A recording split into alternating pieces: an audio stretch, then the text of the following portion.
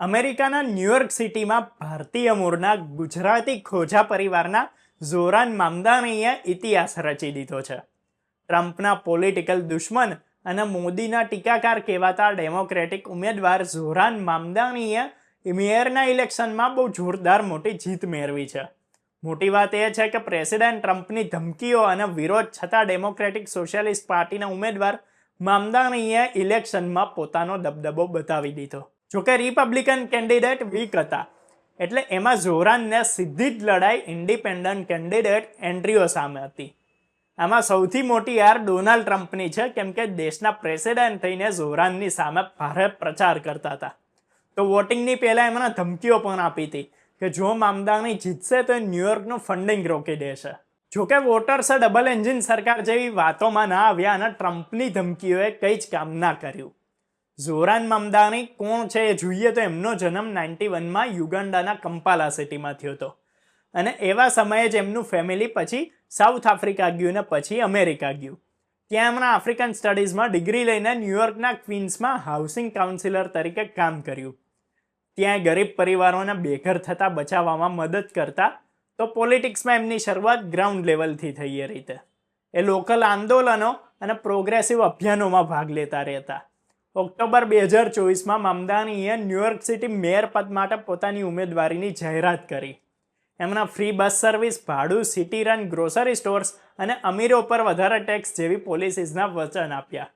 જૂન 2025માં એમને ડેમોક્રેટિક પ્રાઇમરીમાં જીત મળી. ન્યૂયોર્કના લોકલ ઇસ્યુઝ આપણે જોઈએ તો ત્યાં રેન્ટ, રિયલ એસ્ટેટ અને ટ્રાન્સપોર્ટેશનમાં પ્રાઇસિંગ કંટ્રોલ જેવા મુદ્દા હતા. મામદાનીએ એને પોતાના કેમ્પેનમાં મેઇન પાર્ટ બનાવ્યો હતો. તો એ સિવાય એમના વોટ પણ જબરદસ્ત રીતે જોડ્યા, જેમાં પ્રોગ્રેસિવ લોકો જ નહીં પણ youth voters, Asians, blacks, middle class એરિયાના લોકોને પોતાની સાથે જોડી લીધા. તો એમના કેમ્પેનની વાત કરીએ ને તો એ બહુ મોટા કોર્પોરેટ ફંડ પર નહીં પણ સ્મોલ ડોનેશન્સ પર, પબ્લિક ફંડિંગ પર આધારિત હતું. એટલે એના આધારે ઝોરાને લોકોના ઉમેદવારની ઇમેજ ઊભી કરી. તો લોકોમાં એ જૂના નેતાઓ અને બિગ મની પોલિટિક્સ વિરુદ્ધ નારાજગી બહુ જ હતી. મામદાનીએ પોતાને એક નવી જનરેશનના નેતા બતાવ્યા કે જે સામાન્ય લોકો માટે કામ કરશે. તેમના કેમ્પેનથી ખાલી ન્યૂયોર્ક જ નહીં પણ દુનિયાભરમાં એ ચર્ચામાં આવ્યા. એટલે લોકલ લેવલે તો એમની ઇફેક્ટ ઊંચી રહી જોઈ, જેના લીધે ન્યૂયોર્કનો જે વર્ગ ક્યારેય વોટ આપવા નહોતો જતો એ પણ વોટ આપવા ગયો. લોકોએ ટ્રમ્પની અપીલને કેમ નકારી દીધી એ જોઈએ તો ન્યૂયોર્ક સહિતના અમેરિકન સિટીઝન્સ અને વોટર્સ હવે વિભાજન એટલે કે ભાગલાવાદી અને કટ્ટરવાદી નિવેદનોથી થાકી ગયા છે. જેમ ઇન્ડિયામાં એક પાર્ટીને પ્રચારમાં કોમવાદી મુદ્દાઓ અને બીજી કોમને ટાર્ગેટ કરીને ડર બતાવીને વોટ લેવાની જ સિસ્ટમ હોય છે, પણ અમેરિકામાં જોઈએ તો ટ્રમ્પની એ બધી વાતોના લોકોએ હવે નકારી દીધી કે ભાઈ કંઈક કામની વાત કરો, મૂળ મુદ્દાની વાત કરો.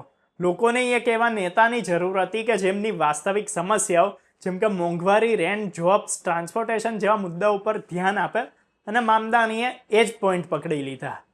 અંતે રિઝલ્ટ એ આવ્યું કે ઝોરાનની જીત થઈ, કેમ કે એમના લોકોના ખિસ્સા સાથે જોડાયેલા મુદ્દા, ઇન્ક્લુઝિવ પોલિટિક્સ અને જૂની સિસ્ટમ સામે પરિવર્તનનો અવાજ ઉઠાવ્યો. એટલે ન્યૂયોર્કના લોકોએ ટ્રમ્પની ભાગલાવાદી રાજનીતિને નકારીને એક જમીની, ઈમાનદાર અને યંગ નેતૃત્વને પસંદ કર્યું. 34 યર્સના ઝોરાન મામદાનીનો જન્મ યુગાન્ડામાં થયો હતો અને ન્યૂયોર્ક સિટીમાં મોટા થયા હતા. ઝોરાનના માતા famous Indian film maker Mira Nair છે અને એમના પિતા યુગાન્ડાના મૂળ ઇન્ડિયન લેખક મહમૂદ મામદાની છે. એમની જીતને એનઆરઆઈઝ માટે ગૌરવ સમાન પણ માનવામાં આવે છે. ઝોરાન મામદાની કઈ રીતે જીત્યા એ જોઈએ. તેમના ન્યૂયોર્કમાં આર્થિક અસમાનતા દૂર કરવાની વાત કરી. એમના સાહસિક એજન્ડા અને ઇન્સ્પિરેશનલ વિચારોએ ન્યૂયોર્કમાં હજારો સમર્થકોને પોતાની ફેવરમાં કરી લીધા. ઝોરાનના કેમ્પેનમાં બર્મોન્ડના સેનેટર બર્ની સેન્ડર્સ અને ન્યૂયોર્કના રિપ્રેઝેન્ટેટિવ એલેક્ઝાન્ડ્રિયા ઓકાસિયો-કાર્ટેજ જેવા લોકોએ પણ સમર્થન કર્યું હતું. એટલે ન્યૂયોર્કના લોકોએ ઝોરાનને મેયર બનાવીને આખી દુનિયાને એક મેસેજ આપ્યો છે. ત્યારે હવે આવનારા દિવસોમાં પોતે આપેલા વચનો પર ઝોરાન પોતે કેવી કામગીરી કરે છે, ટ્રમ્પની દાદાગીરીનો કેવી રીતે સામનો કરે છે, એ તો હવે જોવું રહ્યું. તમને વિડીયો પસંદ આવ્યો હોય તો કમેન્ટ કરીને તમારો ઓપિનિયન આપી શકો છો. આવા જ વિડીયો જોતા રહેવા માટે જોડાયેલા રહો અર્બન ગુજરાતી સાથે.